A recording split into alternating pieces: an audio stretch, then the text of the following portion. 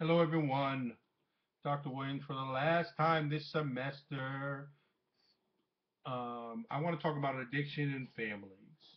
And with addiction in families, one of the things that does not happen as much as it used to be, much as it needs to be, is that there needs to be more studies, more information on addiction in families. We need to be moving from the individual to the family systems. One of the things I told you is that we have moved from being confrontational to be strength based and be motivational interviewing, but also we have moved from the individual to family systems to children to couples. And this chapter talks a little bit about that family and couples. Healthy families and have positive family rules. Tries to meet everyone's needs and have clear boundaries and really flexible rules. That's important. Addicted family dynamics, they're trying to keep things balanced. Now, keeping things balanced is not a positive thing all the time. Sometimes when you have an addict, you just want that to be remain balanced in the house. We can manage the alcoholism, we can manage the gambling, but we have to manage it in a negative way. It's not always positive. We have to keep the secrecy. We have to put the emotional intimacy low. We don't want to be emotionally intimate. It's more about being just able to manage, survive the day. And it's amazing how strong these families are. These children usually have these real defined, rigid roles as hero and scapegoat, lost child, and mascot. Think about when you were 10 years old. Think about your family. What were you? I know I was the hero. I was the youngest, around 10, 12 years old. I was the youngest, and I did well in elementary and middle school in terms of academically. I played sports. My older sister, well, she was the scapegoat. She was a mess. She was a mess. And she's one that got all blamed for everything. My other sister was the lost child, and she just would exist, and no one knows she was around. Pretty classic stuff there. The rules in addictive family are both overt and covert. Okay? The overt is pretty clear, guys. The arbitrary, illogical, inconsistent, all these rules are. So imagine living in this type of house where the most important thing is to kind of protect the attic. The attic is the center of everything in the house. The attic is not responsible for anything he or she does. The attic, the family has to maintain the status quo, not fix, maintain it. The other rules in the house is you don't talk, you don't trust, and you don't feel. Don't talk, don't trust, don't feel. Folks, when these children grow up, you see this. Don't talk, don't trust, don't feel. You see it all the time in there. You have to start recognizing in adults when they are adult children of, of addicts because you can see it pretty clearly. They can't, but you can. Okay? The four stages in addicted family systems. Denial is pretty common, where dad's not a gambling, doesn't have a gambling problem. He just likes to gamble. Mom just plays bingo every once in a while. She just goes to casinos. She doesn't really have a problem, so they protect in that way. Then the home treatment is, yeah, mom has a problem with the casinos, but we can fix it. We're gonna do this. We're gonna take her money away. We're gonna monitor. We're gonna do a lot of things. And then, of course, the chaos. There's threats of a divorce and kids leaving and all kinds of chaos in the house. Again, you can tell children who have addicted families because they don't ever invite anybody to their house. Never. They're always looking over their shoulder for their parents to show up. They can do whatever they want to do anytime they want to do it. And their peers are like, you can do that? I'm like, yeah, I can do that.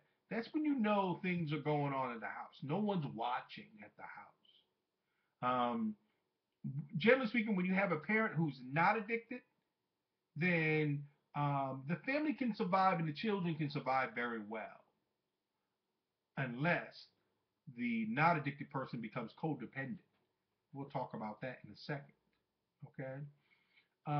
So a lot of this research on couples, I work with lots of couples, as I've told you. I've got 3 right now. I can talk to you all day about their addictions issues.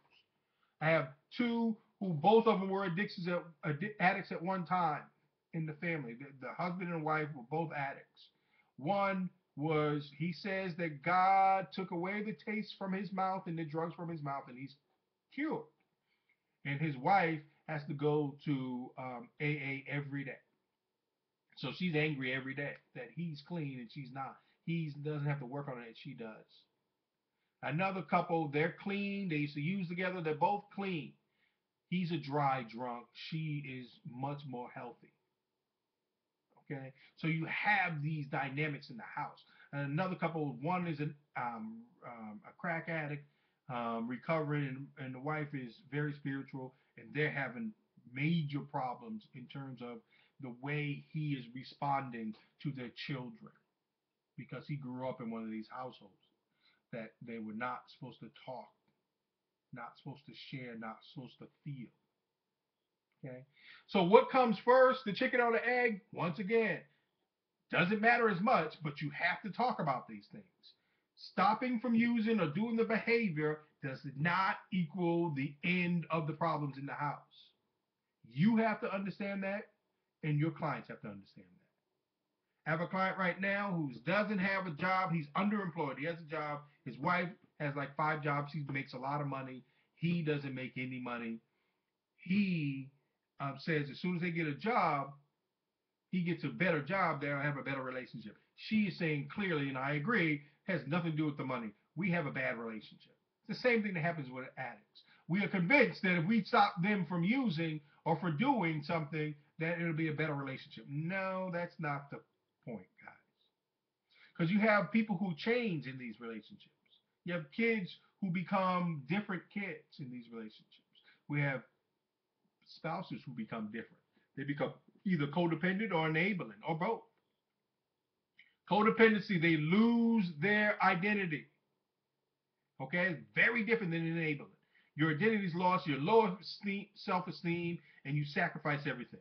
Enabling is you just maintaining the drug or alcohol use. You may be buying the alcohol. You may be helping them use in the house, helping them get up to go to work, helping her to get dressed. You appear in control of the things, and you want to be in control. You're trying to control the behavior in your environment. You're just trying to survive this. The good thing about couples, if your partners are trying, they can be very, very good motivators for each other. But there's a need for forgiveness, and those two couples I've given you so far, there's forgiveness that needs to happen when you are using, particularly chemical use. When you're using, you're doing some things that are not very good. And when you become sober, you have to deal with that. And now you have to deal with that with your mate, with your spouse. Now, when we're talking about children, guys, um, the family's in chaos and ever changing, lack of structure and rigid or non-existent. See those ends, rigid or non-existent boundaries, and there's a high likelihood of abuse or neglect, sexual, physical. Okay. Remember, these little kids grow up to be grown-ups. So you deal with them as grown-ups. These children, they do fine. They're very hardy. These families are very hardy. But there are some severe psychological consequences like impulsivity and depression and anxiety. Sometimes you have these grown-ups who are anxious and you're like, oh man, they're anxious and I wonder why. And they're putting things together. This is why I'm anxious. But really it is because their dad used to come home every night drunk. Their mom used to lose all their money gambling. Their father was addicted to porn, and you came in, walked in on him one time, and he told you never to come in my room again, or something like that. Those type of you don't know the history of these anxiety, and sometimes your clients create the history, not making it up. They just create, oh, this must be it, but really it has to do with their parents being addicted or users. Very important. These children always feel like they need to fix themselves, and if they fix themselves, the parents will be fine. Some of the other things that need to be addressed when you're talking with these children of alcoholics or children of addicts, really. Um, they have problems in terms of distrust of others, distrust of their own feelings, their own senses. They really don't trust themselves. Um, they think black and white. They are self-blaming. They have some fail to develop some social skills. You see this in the adults, guys. You just can't figure it out. It comes back to all of these issues that happened when they were kids. Okay. Um, Let me kind of switch down to don't forget now, we're talking about the environment, the family system, and the individual. That's how we're working with people. Don't be stuck on individual. Don't be stuck on environment. You got to talk about environment, family system, and individuals.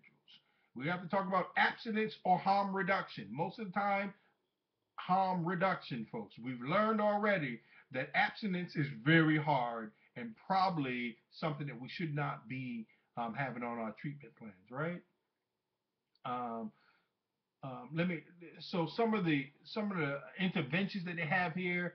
Remember, there's an emotional desert. The chapter says that means that they have never been able to kind of express themselves and talk. So we have to talk, getting people to be normal in expressing their feelings. We have to talk about the distrust. We have to talk about being critical of each other. It's okay to yell and scream at each other. I tell my couples all the time, I need you to yell and scream at each other. I don't need you to yell, scream, fight, curse, all those things, but I need you to talk to each other. We talk about having letters to our families, writing a letter to our children, to our adults, our parents, or whatever. We have to reestablish these healthy relationships. If we don't do that, then we got problems, guys. We got major problems in the family. When we're talking about the individuals, we're talking about them in context of the family. Do not take them out of the family. Keep them in the family, and you work from that family system. So we have room for you, you marriage and family people, you couples people. There's room for you. There's good work for you to do in addictions counseling. I tell you guys from J1, hey guys, there's room for you. You are an addictions counselor because you're a mental health counselor. There's no difference. Okay? There are some specific things to do. There's some specific areas where you need to focus. Do not worry about the actual behaviors or the chemicals. Your clients will teach you that. They'll tell you exactly what the drugs are and what they do. Don't worry about that. We get caught up with that. Don't worry about that. Just worry about being a mental health counselor and doing good work and listening and following through. You guys got great skills. You just have to expand them to this new population. Okay, we're done. God bless and God keep. I will talk to you soon.